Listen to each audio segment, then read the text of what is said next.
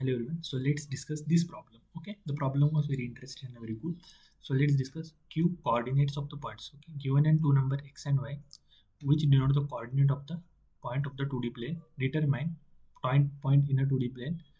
Determine which quarters does it has. Okay, print q1, q2, q3, q3 according to the quarter in which point belongs.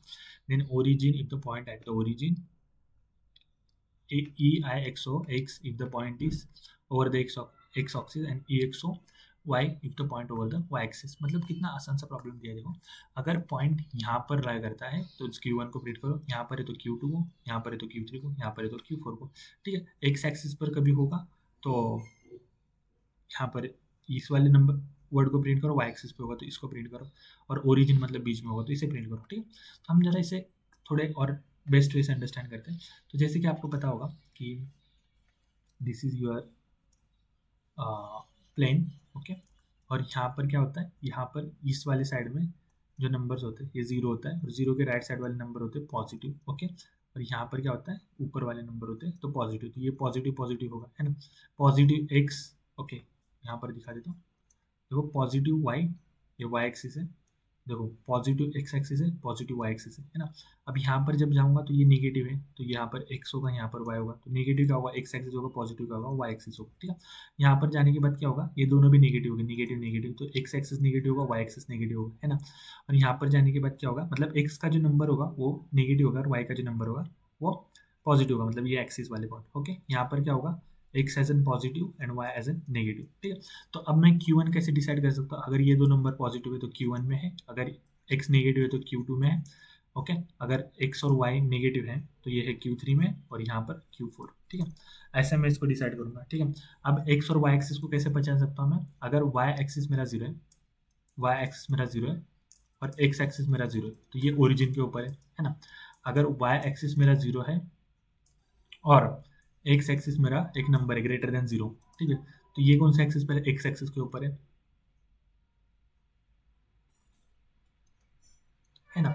और अगर x axis मेरा y axis greater than zero and x axis zero है, तो ये कौन से number पे, Y axis के ऊपर है. मतलब यही सी कंडीशन है और हमें यही नंबर प्रिंट करना है. तो it's not very hard problem, it's very easy problem. तो बस इसे ऑब्जर्व करना था, तो थोड़ा ऑब्जर्वेशन में इसका ये था. ठीक है, तो हम देखो, मैं बोलता हूँ पहले तो लिख लेता हूँ नंबर. ठीक है, तो मेरे पास हो गया इंटीजर ए, और okay it's double double a और बी, सी ए और बी. देखो it's not very hard if you try by yourself. देखो मैंने क्या बोला पहले, तो if A is equal to zero zero and B is equal to zero. Okay, point point लगाना पड़ेगा. ठीक है, 0.0 0.0. तो ये कहाँ पर है, ओरिजिन के ऊपर है, मतलब यहाँ पर एक्स वाई लेना चाहिए. तो सी आउट मुझे क्या करना था, ओरिजिन करना था, तो मैं यहाँ से वर्ड को कॉपी कर लूँगा, ओरिजिन का ओरिजिन. दैट्स मैंने यहाँ पर से कॉपी किया एंड. ओके, अब दूसरी कंडीशन कौन सी हो सकती है मेरी, एल सी वाली, कि A is equal to 0.0 and B is greater than zero. Okay, तो ये क्या हो सकता है मेरा, वाई एक्सिस पे हो सकता है ना. एक्स एक्सिस जीरो होगा और वाई एक्सिस के पॉइंट के ऊपर है, तो ये मेरा नंबर का पर है, वाई एक्सिस के ऊपर है.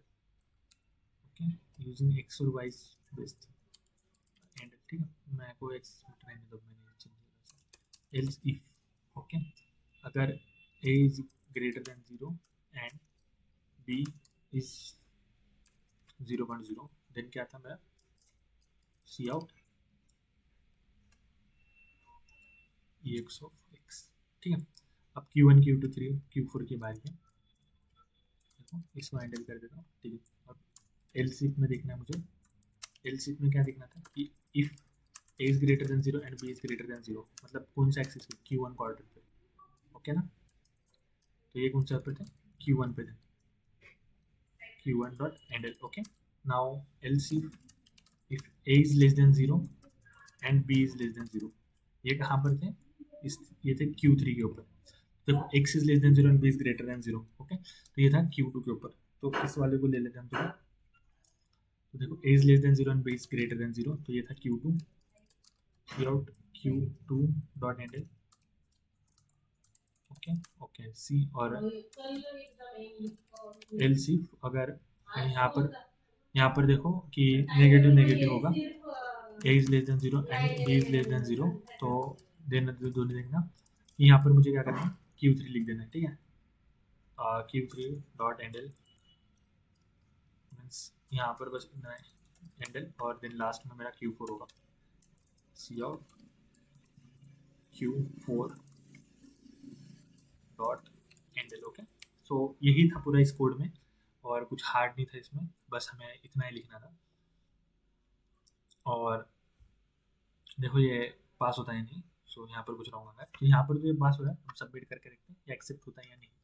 अगर एक्सेप्ट हो गया तो हम कुछ नहीं करेंगे, ठीक है। सो देखो मैं वापस से प्रॉब्लम में भूल गया हूँ, तो sort the number to intervals mathematically see coordinates of the point q।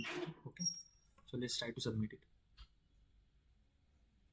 and wait for it to get accepted or give the wrong answer.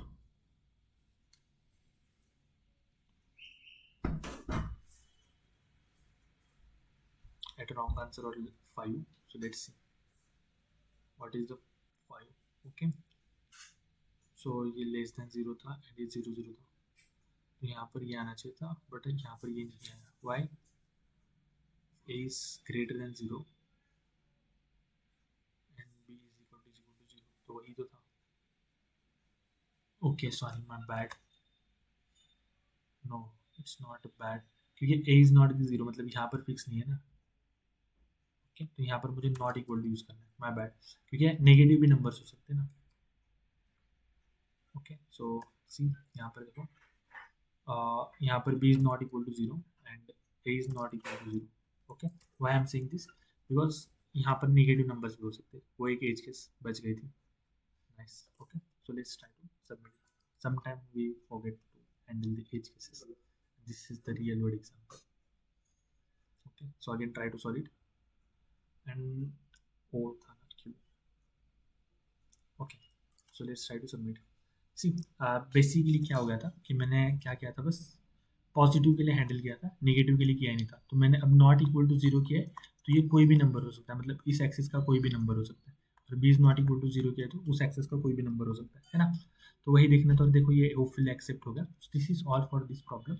Let's make next problem, let's discuss the next problem. Bye.